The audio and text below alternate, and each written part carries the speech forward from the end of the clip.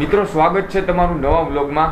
અને મારા મમ્મીએ 2 થી 3 દિવસથી મને કહે છે કે મને એક સપનું આવ્યું, એ ખરેખર હવે છે ને સાચું પડવાનું છે. કારણ કે રાતના 3 વાગે ઉઠીને ને ભગવાનને દર્શન કરવા જાય. હવે એ કંઈ ખબર નથી પડતી કે એને હું સપનું આવ્યું અને એ સપનું કેવું છે એ મને કાંઈ ખબર જ નથી. તો જોઈ લો તમે. મમ્મી તને શું સપનું આવ્યું હતું મમ્મી? એ સપનું તો બે 3 દી પહેલા આવ્યું. હા એટલે શું હતું? હું તો કાઈનું સપનું કહું છું. હે? હા શું આવ્યું હતું? આજે સવારનું જ કાઈનું નહીં. હું સવારનું દૂધ લઈને પાછું હરખું નતું ને તો હોતી હતી ને. હા તો મને એમ થાય કે મકાનમાં રિનોવેશન કરાવ્યું. હા તો તું ને ભાઈ રાઈડો રાઈડ કાંઈ જરૂર નથી, નામ છે ને તેમ છે ને. મેં તો ભાઈ રિનોવેશનની તો જરૂર હોય ને. એમ કરતા કરતા થઈ ગયું રિનોવેશન. એમ રિનોવેશન થઈ ગયું.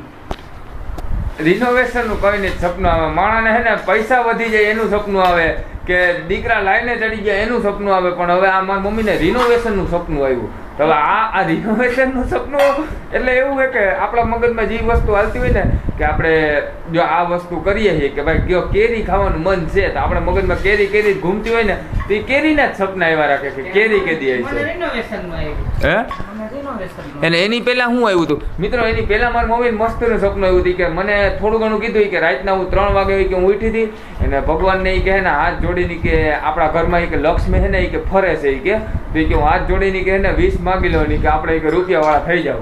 મમ્મી શું હતું એવું કંઈક હતું? શું હતું? એમ કીધું ને હા કે હું રાતે ઉઠી ને તો ઘડિયાળમાં જોઈને તો 3 જ થયા હતા, ફીટ 3 ને 5. એટલે મને યાદ આવી ગયું રાતે કે મહારાજજી કહેતા હોય કે 3 વાગ્યા પછી જો તમારે નીંદર ઉડી જાય ને તો આપણા ઘરમાં ભગવાન ફરતા હોય કે એમ 3 વાગે એનું આગમન હોય એમ. લક્ષ્મીજી ફરતા હોય ભગવાન કે. એટલે મને યાદ આવી ગયું મારા અહીંયા કનોડાનો ફોટો છે ને, મેં એની પાસે 20 માગી લીધું. મેં તો સાચું હોય છે તો મારા દીકરાને ભગવાન કમાણીમાં બરકત દે, બીજું હું ને 1000 નિર્વા રાખે. એટલે મિત્રો મારી મમ્મી કહે કે સપનું આવ્યું ને ભાઈ સવાર થયું ને તો મારે એક કામ હતું એ થોડું કામ સક્સેસ થઈ ગયું. બરાબર.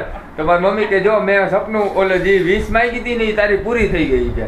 મેં કહું એવું કાંઈ ના હોય. મેં કહું સપના હોય પણ સપના રાતના જ જોવાના આવે, દિવસના તો કોઈ દી સપના જ નથી આવતા. રાતે 3 વાગ્યાનું તો હતું. હે 3 વાગ્યાનું તો હતું. એટલે મેં ખરેખર સાચી વાત છે. સાચી જ છે, માનીએ તો સાચી. હે અને તો ચારે જ કે છે એનું ખોટું હોય અને આપણું ખોટું હોય તો એમ નહીં તો એ 100% સાચી વાત. એ કેમ? એ તો પછી આપણે શ્રદ્ધા ઉપર આધાર છે. શ્રદ્ધા ઉપર શ્રદ્ધા હોવી જોઈએ મિત્રો. એ વાત પણ સાચી છે. કારણ કે કોઈ પણ વસ્તુ હોય ને જીવનમાં શ્રદ્ધા રાખો ને તમે કોઈ પણ વસ્તુની. કારણ કે ભગવાનથી મોટો કોઈ આ દુનિયામાં થયો નથી ને કોઈ થવાનો નથી. એટલે એક શ્રદ્ધા રાખવી જરૂરી છે. પછી આપણે એમ ભગવાન માટે ઢોળી દઈએ કે ભાઈ ભગવાન મને હે ને આ કરી દેજો ને આ કરી દેજો ને પછી કાંઈ કરીએ નહીં તો એ વસ્તુ છે ને આપણાથી થવાની જ નથી.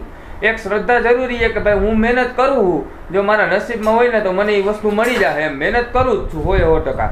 એને ભગવાન પાસે એ જ વસ્તુ રાખવાની કે ભાઈ એને અમને વહેલા હે સારું કરી દેજો એમ. કારણ કે બધાય માણસને એને આગળ જવું જ છે. થોડું ઘણું કોમ્પિટિશન તો રહેવાનું જ છે. કારણ કે સુખ દુઃખ આવશે તો જ આપણે જીવનમાં મજા આવશે. ડાયરેક્ટ બધાને ભગવાન હારા રૂપિયાવાળા કરી દઈને બધા સારી જિંદગી જીવવા માંડે તો પછી એને એમાં કાંઈ વરે નહીં. કારણ કે હરેક વસ્તુ એને લિમિટમાં હોય ને તો સારી લાગે. કારણ કે આજે આ કેરીનો રસ છે તો એ એક ધાર ખાવા માંડીએ. બરાબર. અને જો ભગવાન આપણા શરીરમાં એવું કઈ વસ્તુ જ ન નાખ્યું હોય કે ભાઈ કેરીનો રસ છે ને એક ધાર ખાવા માંડે, ભગવાને કંઈ કર્યું જ ના હોય કે ભાઈ આને કાંઈ ના થાય તો આપણે કેરીનો રસ ખૂટી જાય. ખૂટી જવાની તો વાત અલગ છે પણ આપણે જ નુકસાની છે. એટલે હરેક વસ્તુની લિમિટ છે.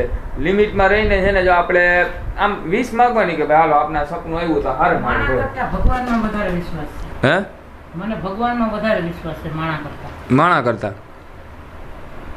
ધાર્યું ભગવાનનું થાય, આપણું કાંઈ ન થાય. ભગવાને ધાર્યું હોય થવાનું. એટલે મિત્રો આવું છે કે જો હે ને મારી મમ્મીને સપના તો આવે પણ ઘરના રિનોવેશનના સપના આવે.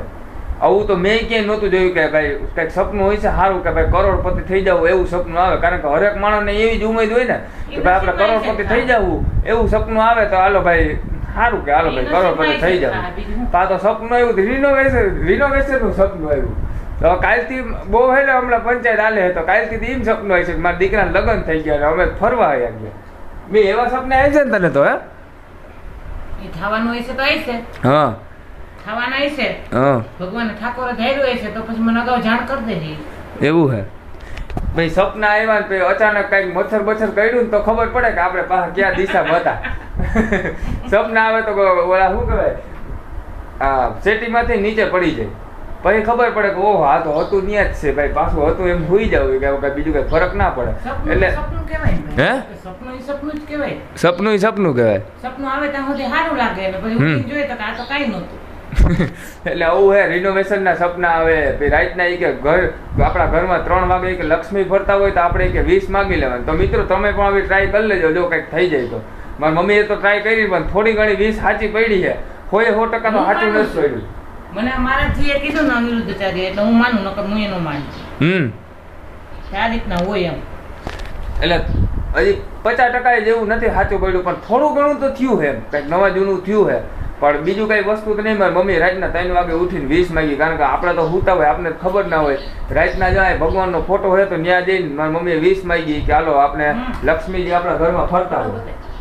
આવી ગયા જો અહીંયા કાનો કૃષ્ણ ભગવાનનો ફોટો હોય ને ત્યાં જઈને હાથ જોડી એને 20 માંગી લીધી કે લક્ષ્મીજી આપણા ઘરમાં ફરતા હોય એટલે આપણે આ વસ્તુ સક્સેસ થાય. કે તો થોડું ઘણું થયું હોય, જો તમે ટ્રાય કરી લેજો ને કોમેન્ટમાં પછી કહેજો કે હું આ વસ્તુ સાચી છે કે ખોટી છે. તમારે થાય તો સાચું. હે તમે 20 માંગીને થાય તો સાચું. હા, ભગવાન બધાનું સારું જ કરે, કારણ કે બધા છે ને એક જ આયરે છે ને બધા જીવનમાં આવ્યા છે. સુખ દુઃખ ને આ બધું એ તો આવ્યા જ રાખવાનું હોય ને. થોડું ઘણું આમ ડખા ડુખી તો હાલ્યા જ રાખે, પણ બીવાનું નહીં. અને થોડો ઘણો આમ ડખા ડુખી થયા હોય તો પછી વાહ છે ને મનાવી લેવાનું કે ભાઈ હાલો થઈ જાય. એના માટે હાવ માણસની જાન નહીં ગુમાવી દેવાની કે ભાઈ તું આવો હતો મારી નાખવાનું ને, એવી વસ્તુ નહીં કરવાની. પૈસો તો થાય, પૈસો હોય તો થાય, બાકી જીવન શાંતિથી જીવન. એક ફરી એવી રીતના આપણે સમજી જાય કે આપણી જીવન કેવી રીતના જીવવું. પછી કોઈ પણ પરિસ્થિતિમાં હોય તો આપણે જીવનમાં ક્યારેય દુઃખી જ ના થાય. હોય કે ન હોય અમે જીવન વ્યવસ્થિત મસ્ત રીતના જીવન જીવવાનું. જો અમારે એવું કઈ નથી કે પૈસા હોય કે એટલું જ એવું રહેવાનું. ઘણા માણા એ કરવા વાળા કરતા છે ભાઈ કે ભાઈ તમે આવી રીતના કેમ જીવો, ભાઈ એ એનું વિચાર. હવે અમે જેવી રીતના જીવીએ અમારી રીતના જીવીએ, એમાં કઈ ફરક તો નથી પડતો. કારણ કે બધા માણસ જ છે. જો તમે જોવો તો તમારી પણ ઉમ્મીદ જ હશે ને, તમે કોઈક સક્સેસફુલ માણસ જોતા હશો ને કોઈક નથી સક્સેસ તે એ માણસ જોતા હશો. તેમાં એમ તો નથી કેતો કે ભાઈ હાલો ભાઈ આ તમે કોકનું પાડવાનું તો ના કરવાનું, એમ કે એ બહુ વસ્તુ ખરાબ છે. કે ભાઈ કોઈ આમ આગળ જતો હોય ને તો કોકને ખેંચીને પાડી લેવો, એ વસ્તુ બહુ ખરાબ છે. તો મિત્રો તમને આ બ્લોગ કેવો લાગ્યો કોમેન્ટમાં જરૂર બતાવજો. ચેનલ પર નવા હોય તો સબસ્ક્રાઇબનું બટન જરૂરથી મારી દેજો. અમે મળીએ નવા બ્લોગમાં.